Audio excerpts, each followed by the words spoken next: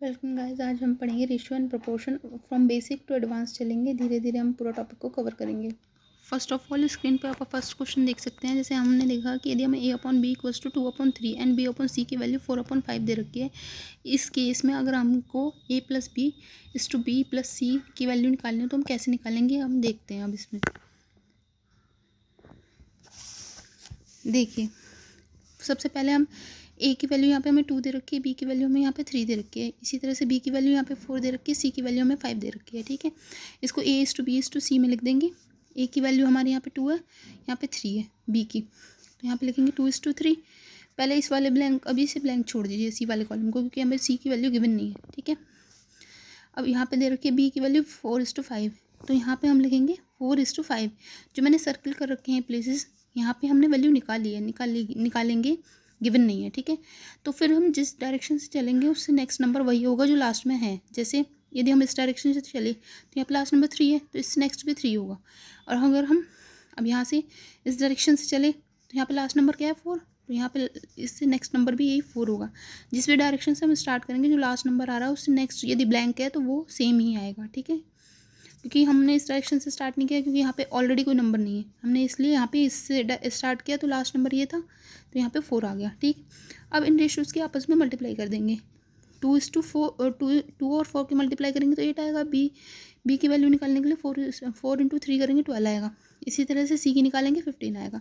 तो हमारा रेशियो आ गया a/b/c का 8:12:15। ठीक है, अब हमें यहाँ पे वैल्यू जो क्वेश्चन में निकालनी थी वो थी a + b = b + c। a + b = b + c की निकालेंगे।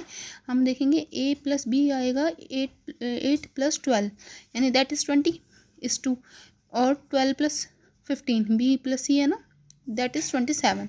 तो हमारा ये आंसर आ जाएगा। ठीक है, फर्स्ट क्वेश्चन हमारा सॉल्व हो गया।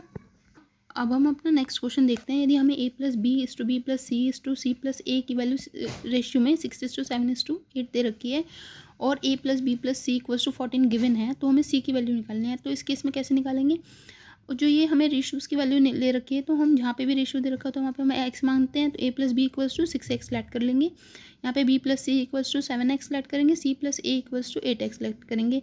As you can see in this equations, इन इक्वेशंस में आप क्लियरली देख सकते हैं कैसे हमने इक्वेशंस बनाई हैं। ठीक है, तो जब हम ओवरऑल प्लस करेंगे इन तीनों इक्वेशंस को, आएगा 2a + 2b + 2c = 21x। यहाँ पर से हम 2 कॉमन लेंगे, a + b + c = 21x आ जाएगा। ठीक है, अब यहाँ पे हमें फर्स्ट इक्वेशन में हमें गिवन थी वैल्यू a + b + c = 14, वो हम यहाँ पे पुट करेंगे। 2 × 14 = 21x। यहाँ से x की वैल्यू 4/3 आ गई। ठीक है ना, तो फिर अब हम फिर से चलते हैं फर्स्ट इक्वेशन की ओर, जो कि हमें गिवन थी a + b + c = 14। a + b की वैल्यू हमें यहाँ पे 6x गिवन थी, यहाँ पे 6x पुट करेंगे, प्लस c = 14 लिख देंगे। तो x की वैल्यू अभी हमने निकाली है 4/3, यहाँ पे 4/3 पुट करेंगे, यहाँ से हमारे पास c की वैल्यू 6 आ जाएगी। That is our answer. अब हम देखते हैं नेक्स्ट टाइप क्वेश्चन का। तो हम नेक्स्ट में देखेंगे हमें इन्वर्स रेशियो निकालना है 2:3 का। इन्वर्स का मीन्स तो आप समझते ही हैं, x इन्वर्स 1 है अगर, तो हम उसको कह सकते हैं 1/1/x। 1/x होता है इन्वर्स किसी भी चीज़ का। यदि हम x का इन्वर्स निकालेंगे तो ऐसे होता है। 2/3 का हमें इन्वर्स रेशियो निकालना है, तो 2 का इन्वर्स क्या होगा 1/2 एंड 3 का इन्वर्स होगा 1/3। अब इसको इन्वर्स रेशियो निकालने के लिए क्या करेंगे, क्रॉस मल्टीप्लाई कर देंगे 3:2 लिख के, या फिर आप एलसीएम ले सकते हो, जैसे भी आप बेटर समझें।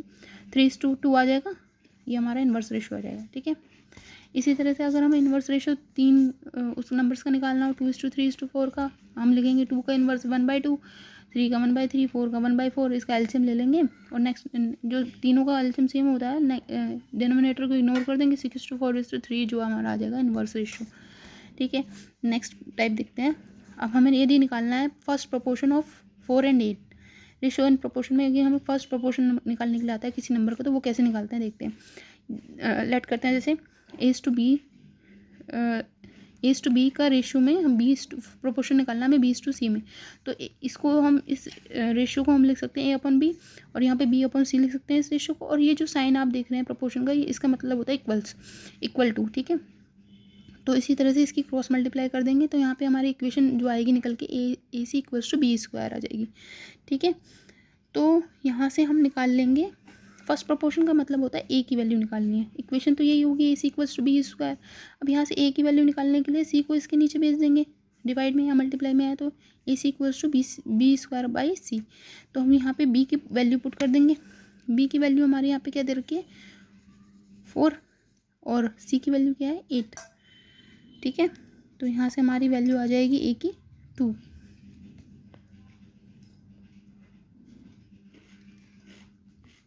इसी तरह से अब अगर हम नेक्स्ट टाइप देखें तो find the middle proportion of 0.4 and 0.9 आ रहा है।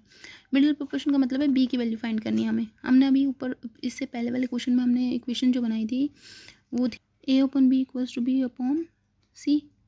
वहाँ से ये जो है ड्राइव हुआ था B square equals to A C. तो यही जो हम यूज़ करेंगे मिडिल प्रोपोर्शन निकालने के लिए। यहाँ से बी की वैल्यू निकाली, रूट ए सी आ गई और यहाँ पे हम पुट कर देंगे ए की वैल्यू 0.4 और सी की वैल्यू हमारी 0.9। तो यहाँ से हमें 0.36 का रूट 0.6 आ गया। ये मिडिल प्रोपोर्शन दैट इज़ हमारी क्या है ये बी की वैल्यू। ठीक है, आ जाइए अब देखते हैं हम इसी तरह से नेक्स्ट प्रोपोर्शन। थर्ड प्रोपोर्शन निकालना तो यहाँ पे हमें सी की वैल्यू निकालनी होगी। थर्ड प्रोपोर्शन का मतलब C, first proportion A, second proportion जो होगा हमारा उसका मतलब है बी या मिडिल प्रोपोर्शन भी बोल सकते हो उसको आप।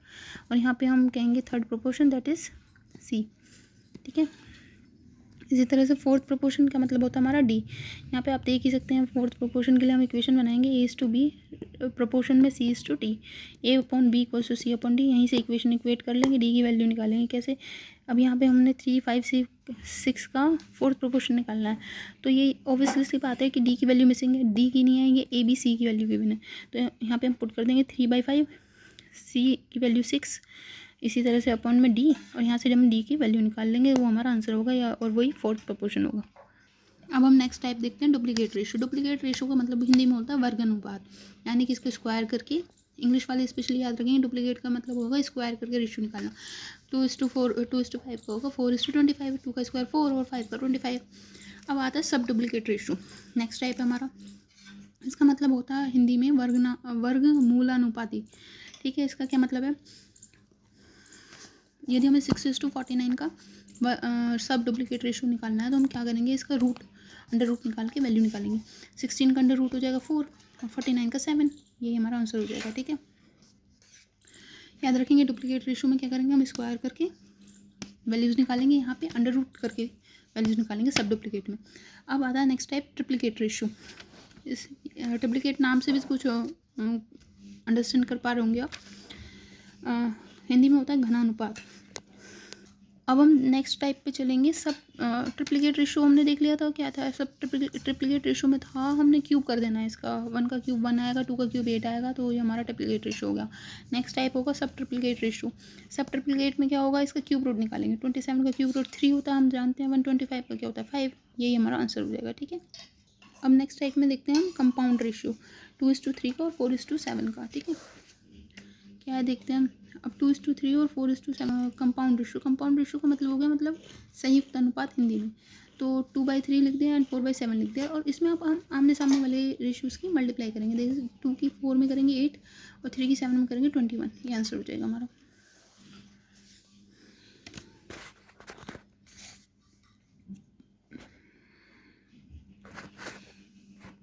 एक टाइप और भी देख लेते हैं, जैसे कि अगर हमें रेशोज़ में दे रखा है ए बी सी और डी का रेशो निकालना, हमें A:B दे रखा है, B:C दे रखा है, C:D दे रखा है। यहाँ पे रेशो आप स्क्रीन पे देख सकते हैं। तो हम कैसे मतलब इन चारों का रेशो निकालेंगे। A:B की जगह A:B की वैल्यू रख देंगे, B:C की जगह B:C की वैल्यू रखेंगे, C:D की जगह C:D की वैल्यू रखेंगे। जो पोर्शंस यहाँ पे अंडरलाइन है, जैसे कि यहाँ यहाँ यहाँ यहाँ या यहाँ, वो हमने निकाले हैं और जो अंडरलाइन नहीं है वो गिवन है। ठीक है, इसी तरह से अब कैसे हमने हमारा रूल हमें पिछले क्वेश्चन में हमने देखा था, जिस साइड से हम चलेंगे वहाँ जो लास्ट नंबर आ रहा है नेक्स्ट फिलिंग द ब्लैंक्स में वही नंबर रिपीट होगा। अंडरस्टैंड, जैसे हमने यहाँ से स्टार्ट किया तो 2 3, तो यहाँ ब्लैंक है, यहाँ भी ब्लैंक है, तो यहाँ 3 3 ही आएगा लास्ट नंबर, क्योंकि यहाँ पे 3 है। इसी तरह से देखिए यहाँ पे दोनों तरफ ब्लैंक है ना, तो यहाँ पे ये नंबर लास्ट है तो यही वाला नंबर आएगा, यहाँ पे ये वाला नंबर लास्ट है तो ये वाला नंबर आएगा।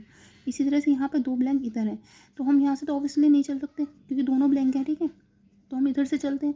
2 3, यहाँ पे लास्ट नंबर 3 है तो यहाँ आगे तक 3 3 आएगा। ठीक, और फिर हमें करना क्या है, इन तीनों की मल्टीप्लाई कर देंगे, ऊपर वाले ए की तीनों की वैल्यूज़ की मल्टीप्लाई करेंगे, इसी तरह से बी की, सी की और डी की, हमें कंबाइंड रेशो मिल जाएगा इनका ABCD का 2 3 6 4। ठीक है, देखिए अब हम क्वेश्चन का नेक्स्ट टाइप देखते हैं। इफ़ क्वेश्चन नंबर 8 आप स्क्रीन पे देख रहे हैं, if 3 = 4 b = 5 c then a b c। अब इस टाइप में क्या है, जब भी हमारे क्वेश्चन में रेशियो एंड प्रोपोर्शन के क्वेश्चन में इक्वल्स का साइन आ जाए तो इसका मतलब आप इधर क्लियरली समझिए कि जो हम ए का रेशियो निकालेंगे वो उसके साइड वाला नहीं होके सामने वाला होगा। ए की वैल्यू हमारी 4 होगी और बी की वैल्यू हमारी 3 होगी। इसी तरह से